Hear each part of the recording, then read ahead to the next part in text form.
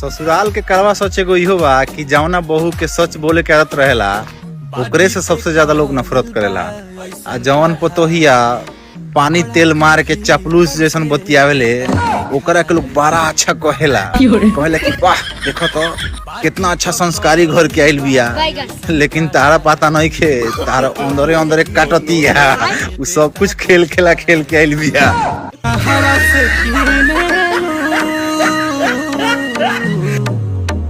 ससुराल के करवा सोच एगो इहो बा कि जौना बहू के सच बोले के आदत रहेला ओकरे से सबसे ज्यादा लोग नफरत करेला। आ जवन पतोहिया पानी तेल मार के चापलूस जैसन बतियावेले ओकरा के लोग बड़ा अच्छा कहेला कि वाह देखो तो कितना अच्छा संस्कारी घर के आइल बिया। लेकिन तारा पता नहीं खे तारा अंदरे अंदरे काटतिया उ सब कुछ खेल के आइल बिया।